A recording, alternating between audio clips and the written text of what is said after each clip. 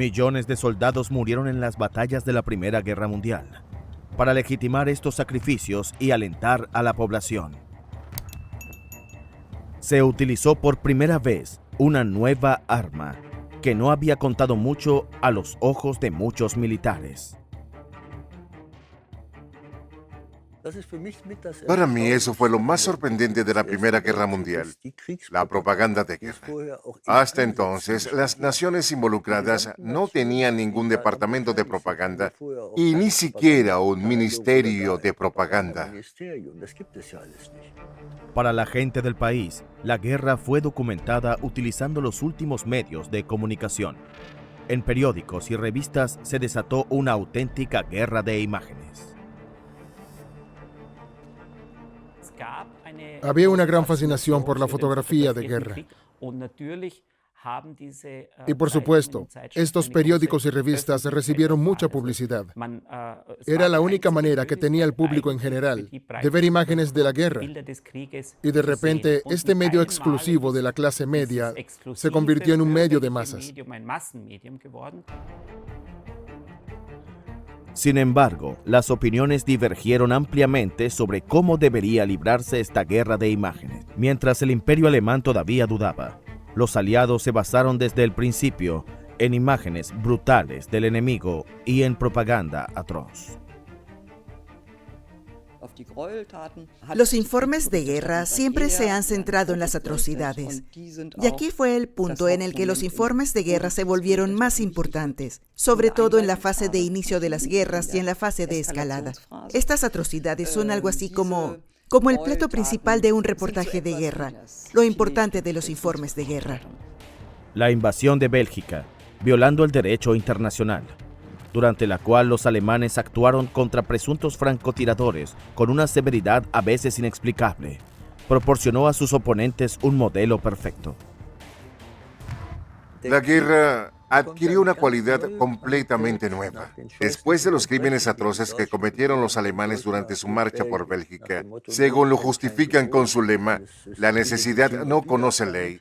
Toda resistencia era legítima. Hubo pérdidas terribles. 6.500 muertos en agosto. Cientos de hombres fusilados contra la pared. Niños y mujeres se vieron obligados a mirar. Fueron escenas espantosas que despertaron una tremenda ira y se expresaron mediante propaganda como nunca antes se había visto.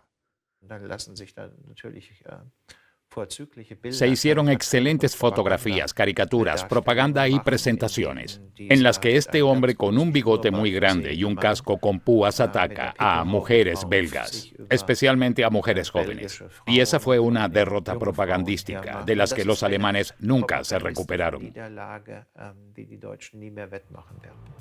Por otra parte, la propaganda alemana rara vez encontró crueldad. Este tipo de representaciones habían sido mal vistas durante mucho tiempo en el Imperio Alemán. La gente se sentía culturalmente superior. Solo hacia el final de la guerra, los políticos y los militares intentaron otras medidas. Desde el principio y durante toda la guerra, el Reich alemán estuvo en realidad en una posición inferior en términos de impacto propagandístico, especialmente en los países neutrales. Esta visión culminó después de la guerra en la llamada leyenda de la puñalada por la espalda, una técnica de propaganda que decía que el ejército había permanecido invicto en el campo de batalla, pero había sido traicionado en el propio país. Los nacionalsocialistas sabían mejor que nadie cómo presentar la propaganda adecuada como garantía del éxito militar. Esto significó que la visión retrospectiva de la cobertura de la guerra es que nuestra propaganda no fue lo suficientemente buena y la de los demás fue demasiado buena. Entonces surgió la idea de que la guerra en realidad podría haberse ganado militarmente y solo se perdió a través de la traición y la propaganda. En Europa, la atmósfera era tensa mucho antes de que estallara la guerra. El Kaiser Guillermo II quería su propio imperio y provocó a Gran Bretaña ampliando su flota. Además, el monarca alemán se sentía rodeado de enemigos. Un conflicto armado parecía inevitable. La propaganda de guerra comienza mucho antes de que se dispare el primer tiro. Hay que sintonizar a la población para que esté de humor para la guerra. Tiene que haber un debate sobre cómo se justifica la guerra. ¿Cómo se presenta al oponente como fuerte, como amenazante? El enemigo es un peligro contra el cual hay que defenderse. La guerra aún no es el escenario de pesadilla que será después de 1918. A principios de siglo, las guerras se consideraban legítimas. La opinión pública estaba del lado del emperador. Nos defendíamos siendo imperialistas, pero el pueblo ya creía que los demás estaban armando y formando una alianza hostil para invadir en algún momento a Alemania. Después del tiroteo de Sarajevo, el Reich alemán se sintió obligado a ir a la guerra. El discurso del Kaiser, que solo fue documentado fotográficamente, fue repetido con fines propagandísticos e inmortalizado en un cilindro de cera. La espada ahora debe decidir. En medio de la paz, el enemigo nos invade. Por tanto, tomemos las armas. Sobreviviremos a esta batalla, incluso contra un mundo de enemigos. No hubo ningún ataque, pero las palabras del emperador cumplieron con las expectativas de las masas. Cuando comienzan las guerras, cada bando intenta presentarse como el atacado. Actuamos en defensa propia y el otro es el agresor. Está claro que cuando dos partes luchan entre sí, no pueden actuar ambas en defensa propia. De lo contrario, no tendríamos una guerra y, por supuesto, se utilizan las mentiras para justificar la guerra. Gran Bretaña fue la primera nación en la guerra que creó una oficina de propaganda independiente. Una unidad de Estado Mayor secreta que se suponía debía transmitir información aparentemente objetiva. Apenas hubo informes oficiales del gobierno. La propaganda británica había estado en manos de periodistas influyentes desde el principio. A finales del siglo XIX surgen los medios de comunicación ingleses, los llamados tabloides, y reciben el nombre de tabloides porque se vendían en la calle. Y entonces vemos a estos magnates de la prensa como Beaverbrook o Lord Northcliffe, que tenían grandes imperios mediáticos. Fueron utilizados como líderes de propaganda e incluso antes de la Primera Guerra Mundial, Lord Northcliffe, con sus periódicos y sus medios de comunicación, llevó a cabo una política antialemana masiva. En la oficina secreta de Londres trabajaban periodistas, escritores y científicos. A principios de 1915, apareció en Gran Bretaña una de las piezas más influyentes de propaganda antialemana: el Informe Bryce. Su autor, Lord Bryce, era un historiador respetado. Por encargo de la oficina de propaganda, presentó un informe condenatorio sobre las supuestas atrocidades alemanas en Bélgica, al que la propaganda alemana no supo contrarrestar. También hay una narrativa alemana sobre las atrocidades de los belgas, pero no llega a buen puerto. Y aquellos en Alemania que tienen un ojo puesto en la prensa internacional, por supuesto, vieron con relativa rapidez el desastre que se estaba gestando. Los aliados podrían haber contrarrestado esta propaganda aún mejor si no hubieran exagerado. Luego contaron historias terribles, no solo sobre mujeres violadas, sino también sobre cómo les cortaron las manos a los niños. El informe Bryce se basa en gran medida en historias no verificables y supuestas entrevistas con testigos, pero tuvo un gran impacto, especialmente en países neutrales como Estados Unidos. Los rumores siempre prosperan en tiempos de guerra. Había noticias importantes y muy pocas aparecían en los periódicos debido a la propaganda, la cual creaba historias que eran incluso más atroces que la realidad e incluso más graves que las que publicaban los alemanes. Esto supuso que por primera vez los informes de guerra tuvieran en cuenta el poder de la propaganda. El cliché del Hun, que abusaba de mujeres y asesinaba niños, ofreció a los oponentes alemanes de la guerra muchas oportunidades para inflamar el ánimo entre su propia población. La propaganda británica y francesa jugó con este estereotipo del enemigo, pero con algunas excepciones. En realidad no se difundió muy bien, sobre todo en comparación con las películas americanas, que rápidamente se apoderaron de la imagen del bárbaro. Y estas fueron sin duda algunas de las películas de propaganda más salvajes de toda la Primera Guerra Mundial.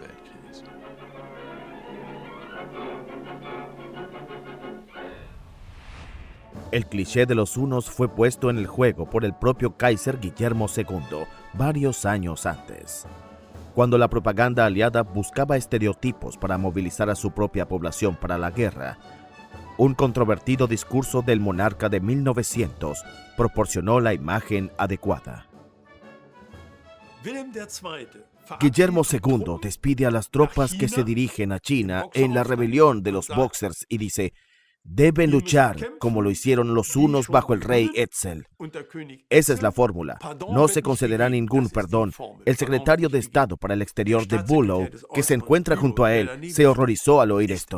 Porque por supuesto eso no se puede decir en público, porque va en contra del derecho internacional y el monarca no puede decir tal cosa. Mientras se pronunciaba el discurso, los periodistas presentes se vieron obligados a imprimir una versión atenuada en la que ya no aparecía la palabra Hun, pero fue en vano.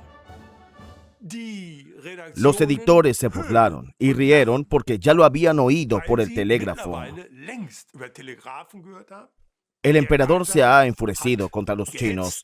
Eso fue terrible y tuvo consecuencias demenciales. Hubo un acalorado debate en el Reichstag. El emperador muchas veces no había respetado el discurso acordado. Sin embargo, nadie podría haber imaginado en ese momento que los hunos se convertirían en una figura propagandística tan prolífica y duradera. Con la introducción de nuevas tecnologías de comunicación, los informes de guerra también ganaron importancia. Los editores rápidamente se dieron cuenta de que los informes del frente aumentaban la circulación. Los militares perdieron su monopolio de la información, porque ahora los principales diarios también enviaban corresponsales de guerras civiles. En los casos en que el propio país estaba en guerra, los informes de los frentes son esenciales, porque la gente necesita saber algo. No importa lo bueno o malo que sea, pero tienes que hacerlo si realmente quieres saber algo sobre cómo les va a tu familia y amigos en el frente y cómo va la guerra. Y si terminará pronto. La mayoría de las personas en casa quieren que esto termine lo antes posible. Y en ese sentido, los informes de guerra son extremadamente importantes. La necesidad de información aumenta cuanto más dura la guerra. Además de las historias de los periodistas, los periódicos ahora también pueden imprimir fotografías. Pero para los estándares actuales, los nuevos medios estaban todo menos actualizados. Al principio no prestamos mucha atención a la actualidad, pero las imágenes tenían que encajar en el tema. Se utilizaron fotografías existentes. Así, durante todo agosto de 1914, se siguió utilizando material del periódico anterior a la guerra, porque no había material actual o había muy poco material actual disponible. Desde el principio, la relación entre los medios y los militares ha sido difícil. Los civiles no están incluidos en el sistema militar. La filtración de secretos al enemigo por parte de los periodistas ha sido durante mucho tiempo una de las principales preocupaciones de los comandantes. A los militares les hubiera gustado que los periodistas se mantuvieran alejados en parte. Esto también sucedió en Inglaterra. Los corresponsales de guerra estuvieron alejados de los frentes durante varios meses, casi un año entero, completamente, porque el comandante en jefe del ejército británico dijo: solo están haciendo travesuras y son una molestia, y no los necesitamos. El ejército alemán, por el contrario, tenía planes de incluir periodistas desde el principio. Los reporteros tuvieron que ser acreditados y fueron integrados en las estructuras militares. Los oficiales eligen lo que quieren mostrar. Todos formaron grupos, como se diría hoy en día, y a veces llevaban a los periodistas cerca del frente. Pero en realidad nadie llegó al frente. Al igual que hoy, los propios periodistas se convirtieron en objeto de propaganda. Así hay que verlo. Estos pools y esta forma de tratar con los corresponsales de guerra sirvieron para que ellos mismos solo vieran una realidad muy cuidadosamente curada. Las necesidades militares no fueron la única razón por la que las imágenes de la guerra a menudo mostraban tan poco del horror real. Otro problema era la voluminosa tecnología que mantenía a los fotógrafos y camarógrafos alejados del frente. Los fotógrafos no trabajaban con equipos digitales muy pequeños como hoy, ni con rollos de película, sino con placas de vidrio. Tenían equipos pesados hechos de madera.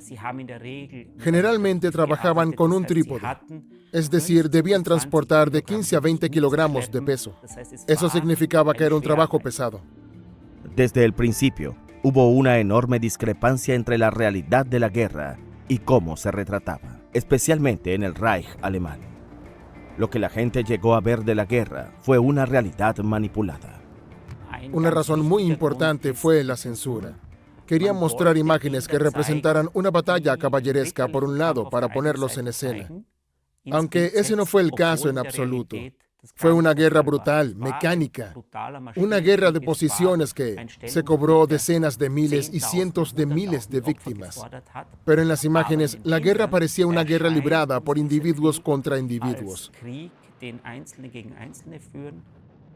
Si la censura garantiza que estos informes de los frentes estén, lo diré con cuidado, embellecidos y que apenas hubo contratiempos o se omitieron por completo y que tampoco se sabía realmente cuán mala era la situación para los soldados, que no se les informó sobre todo esto, entonces, por supuesto, la imagen que la sociedad tiene de la guerra es a menudo una imagen equivocada. Las millones de postales enviadas durante la guerra también sirven a una realidad deseada más que a la cruel realidad. Incluso antes del estallido de la Primera Guerra Mundial, desempeñaron un papel crucial como medio de propaganda. Para los soldados de primera línea, eran la conexión más importante con su hogar. La gran mayoría eran muchachos campesinos, proletarios, gente sencilla que había sido arrancada de la vida civil y quería volver a ella lo antes posible. Por eso se hizo algo que nunca antes había existido, el enorme esfuerzo comunicativo. Cientos de billones de cartas, miles de millones de cartas que se envían de un lado a otro. Un sistema de entrega de correo increíblemente sofisticado. El contacto con el hogar era sumamente importante. Y los gobernantes, los organizadores de la guerra, lo sabían. Y por eso se organizó de esa manera. Uno de los muchos millones de escritores de cartas fue Hans Cordes de Hamburgo. El joven artillero era también un fotógrafo entusiasta. Enviaba regularmente a casa fotografías suyas y de sus camaradas. Acabo de tomar una foto con flash en la cabina. Mi camarada Martens me ha dado pólvora. Después queremos desarrollarlo. Él hace todo el trabajo fotográfico aquí. Siempre se revela por la noche con una linterna roja. Por primera vez, no solo son los profesionales los que producen fotografías de la guerra. Decenas de miles de aficionados se unieron al frente fotográfico. Las primeras cámaras pequeñas lo hicieron posible, pero la verdadera guerra seguía siendo esquiva incluso en sus fotografías. Si echamos un vistazo a los años 1914 a 1918, podemos ver que la mayoría de las fotografías en realidad eran relativamente poco espectaculares. Son fotos de grupos, fotos donde se cuenta la logística de fondo. En otras palabras, la fotografía solo había podido reflejar en casos excepcionales las experiencias de los soldados en las trincheras. El cine, en cambio, prometía acercar los acontecimientos de la guerra. Las imágenes en movimiento desde el frente atrajeron a las masas a las incipientes salas de cine. Pocas semanas después del estallido de la guerra, apareció el primer noticiero alemán importante, el semanario Mester.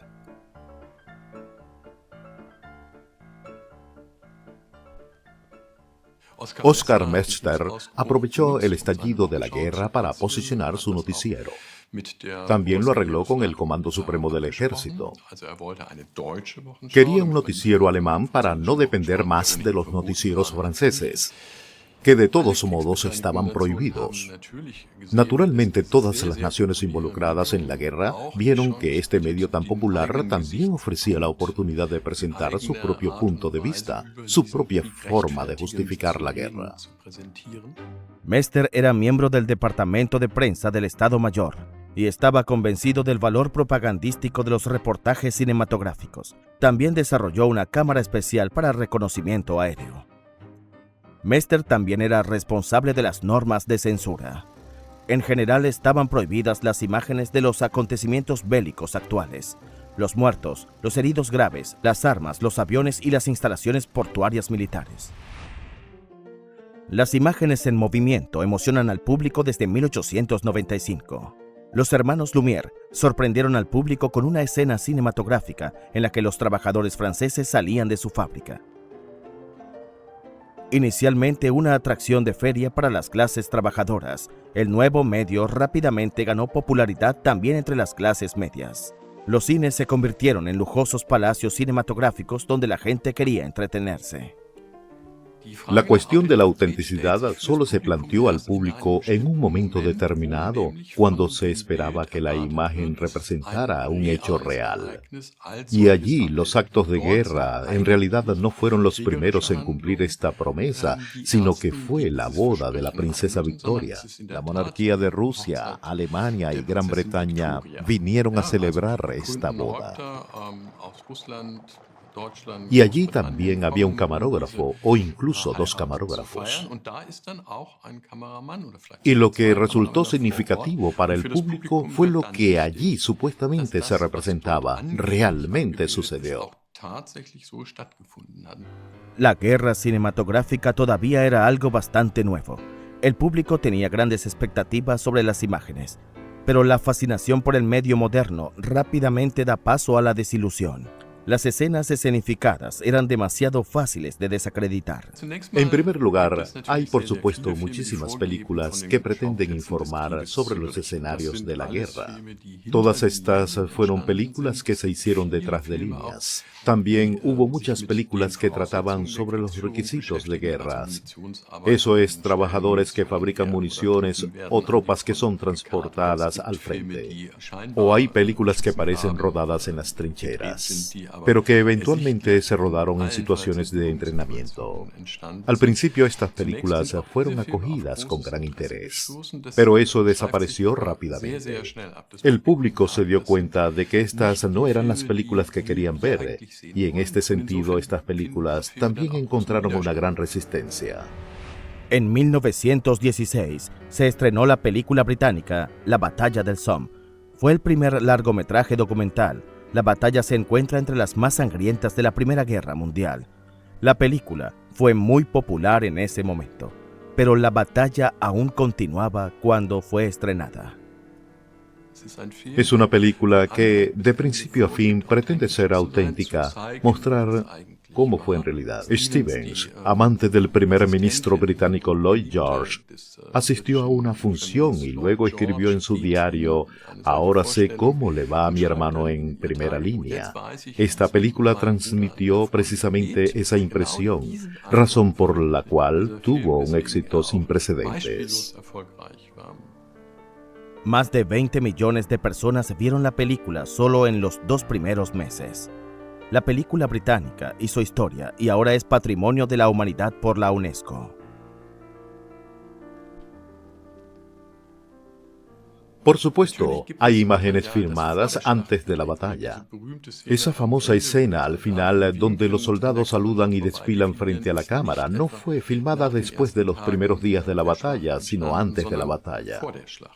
Al igual que otras escenas se rodaron en campos de entrenamiento, y en particular la muy famosa secuencia de Over the Top, que, como se puede ver en muchos detalles, no fue filmada durante la batalla, sino antes en los campos de entrenamiento en Gran Bretaña.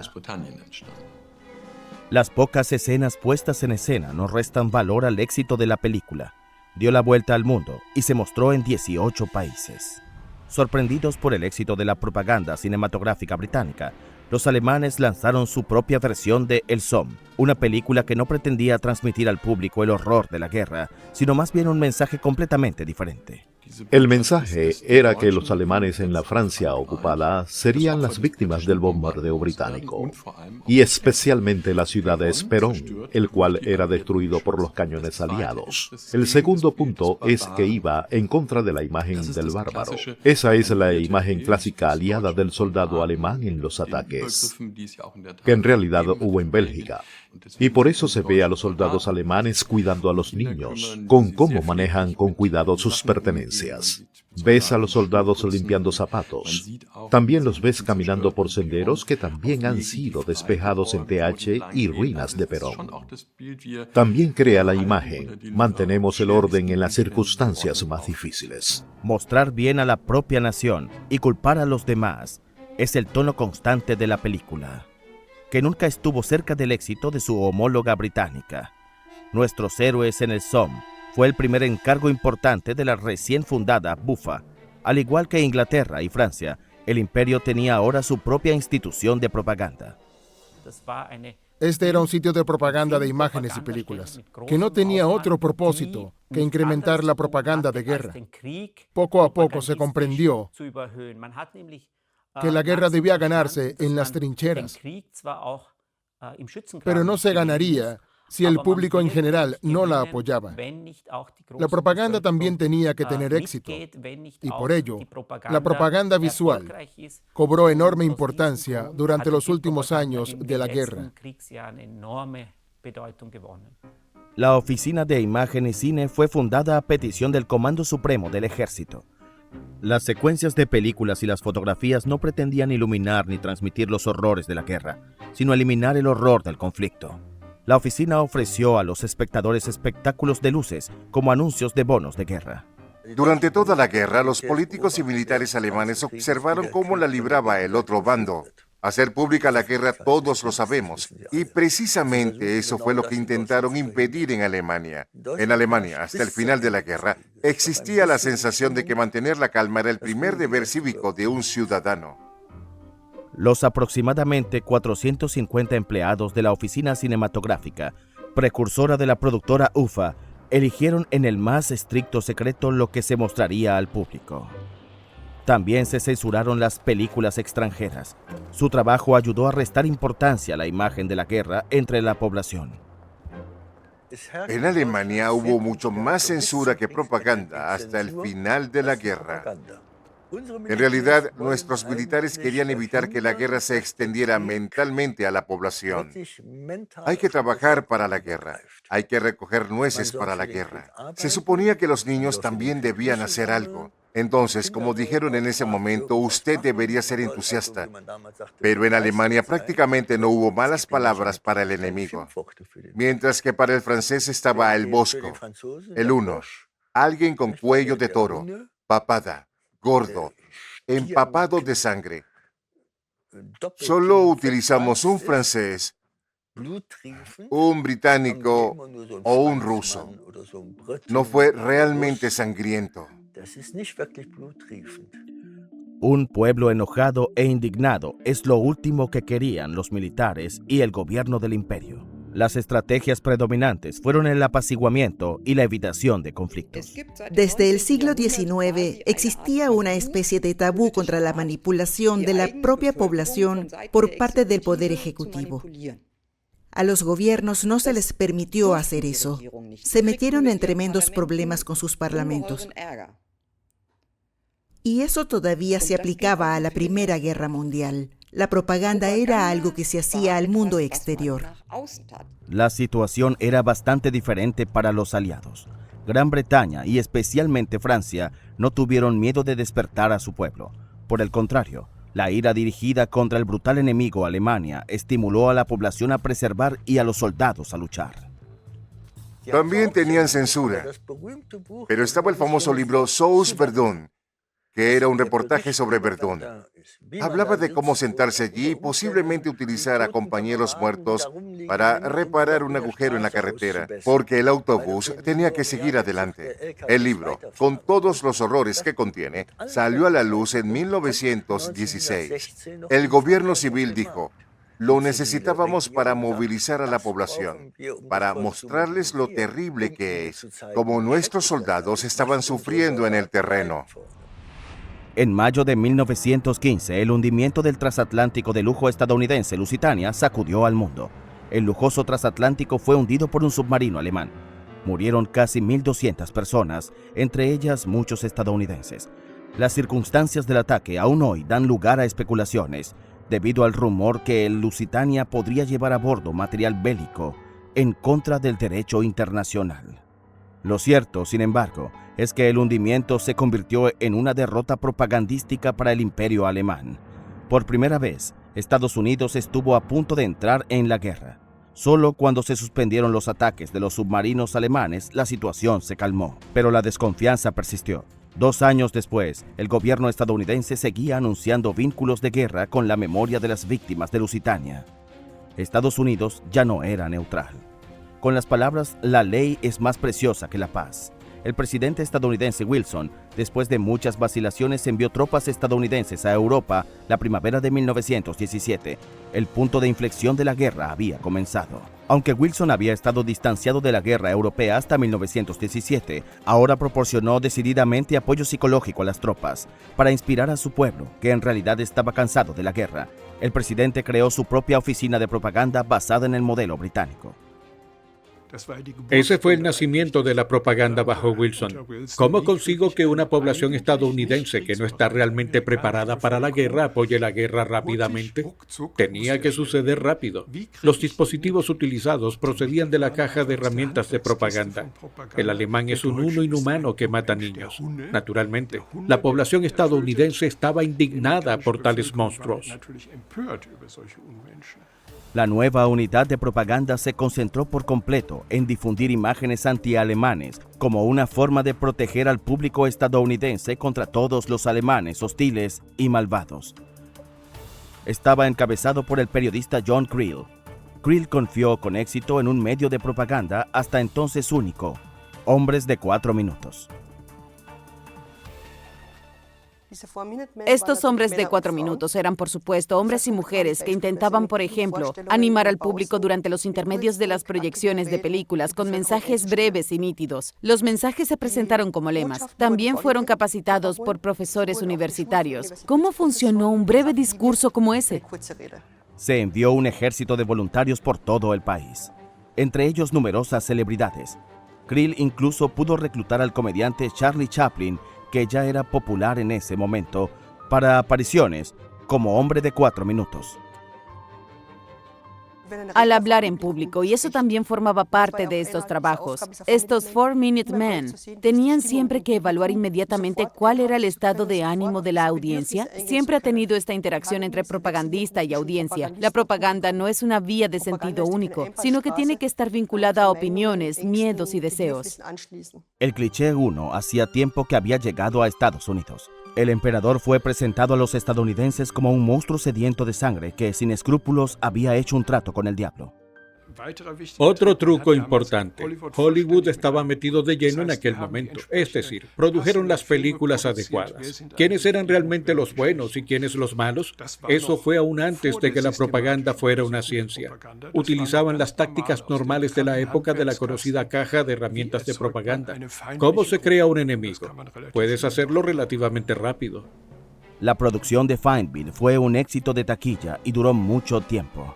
Las películas protagonizadas por alemanes desagradables todavía se vendían mucho después del final de la guerra. En la década de 1920 todavía se hacían en Estados Unidos películas que se basaban en gran medida en esta imagen del Bárbaro 1. Necesitaban eso. Esta fue la primera fase en la que las heridas de la guerra aún eran muy fuertes y de hecho había una imagen clara del enemigo. Los alemanes, mucho más que los alemanes, los austríacos, fueron los villanos. Ellos tuvieron la culpa de todo. Largas colas frente a los comedores sociales. En Alemania, la distancia entre la realidad y la representación de la guerra era cada vez mayor. La agotadora guerra de trincheras devora todos los recursos. Las consecuencias recayeron sobre la población local. Crecía el escepticismo sobre la representación oficial de la vida cotidiana. Los gobernantes creían que podían controlar las imágenes aquí, tal como lo hacían en el frente. Pero eso era relativamente difícil porque la gente sabía cómo vivía y sabía que ya no había pan para comprar y que ya no había remolachas para describir la vida cotidiana de la gente en el interior como un paraíso. Eso no era posible. Los soldados en el frente también se enteraron de la precaria situación de suministro en casa. Se les pidió que no enviaran más alimentos desde casa, ya que allí se necesitaban con urgencia. Hans Cordes estaba preocupado por sus padres.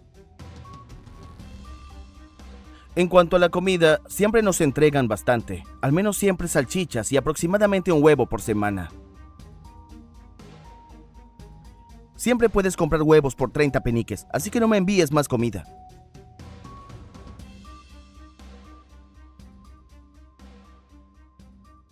Los alemanes sabían que tenían que mantener a su población, porque si ya no hacían eso, entonces habrían perdido la guerra de cualquier manera, porque ante todo necesitaban a esta población para conseguir nuevos soldados para el frente. Luego necesitaban mano de obra y finalmente necesitaban algo así como apoyo político o social. Lamentablemente no puedo hacer nada por ti. Espero que todavía puedas usar la cocina de guerra. Todavía recuerdo muy bien la sopa. Realmente es un establecimiento maravilloso. Primero se fijaron precios máximos, pero el resultado fue que los agricultores ya no producían allí donde fijaban los precios máximos, sino que tomaban desvíos y luego comercializaban sus productos en otras zonas. Luego de eso, tenías que ir a un centro de distribución con una cartilla de racionamiento de alimentos. Pero luego se desarrolla algo parecido a un mercado negro, que priva cada vez más de recursos al sistema de distribución regular. Falta de éxito, muchas bajas, condiciones de vida catastróficas en el país. A las agencias de propaganda del imperio apenas les quedaban argumentos para estimular el espíritu de lucha de los soldados y mantener el apoyo de la población. Es relativamente fácil exagerar visualmente un teatro de guerra distante, representarlo de forma propagandística, pero es más difícil en el interior. Y esa fue también una razón muy importante por la que la propaganda de guerra fue en realidad un fracaso cuando se trataba de convencer a la población civil. Las grandes preguntas, la gran desconfianza hacia la guerra, no vinieron de los soldados, sino de quienes se quedaron en casa. Para compensar las terribles pérdidas en los frentes, también se llamó a filas a los últimos reservistas. El mariscal de campo Hindenburg intentó salvar la moral con un llamamiento urgente. Con la ayuda de Dios resistimos el poderoso ataque de nuestros oponentes gracias a la fuerza alemana, porque estábamos unidos, porque todos lo dieron todo con alegría. Tienen que seguir así hasta el final. Ahora todos den gracias a Dios. Pero el malestar entre el público iba en aumento. Los opositores a la guerra, como el socialdemócrata Philipp Scheidmann, cuestionaron en términos muy claros las decisiones tomadas por los políticos y los militares. El pueblo debe defender la defensa de nuestro país, la defensa de nuestro hogar. Nuestro pueblo no quiere saber nada sobre el desarrollo de la guerra por ningún motivo. Tengan la seguridad de que los socialdemócratas nos opondremos a esto muy decididamente. Este conflicto comenzó en 1915-1916 porque en Alemania, como en otros lugares, la población había estado dispuesta a ir a la guerra solo porque pensaba que se estaban defendiendo. En Alemania, a diferencia de otros países, cada vez era más difícil vender esta idea. ¿Por qué? Alemania tuvo mucho éxito militar en 1914-1915, conquistando territorios, mientras que los demás países pudieron presentar mucho mejor su papel defensivo. Y también en Alemania fue particularmente fuerte el comienzo y la intensidad del debate sobre si la guerra todavía era legítima o no. Las consignas de perseverancia de la propaganda militar ya no surtieron ningún efecto. Los soldados ya estaban hartos de luchas inútiles. Miles de ellos fueron llevados voluntariamente al cautiverio. Por otra parte, en el interior del país reinaba un ambiente revolucionario.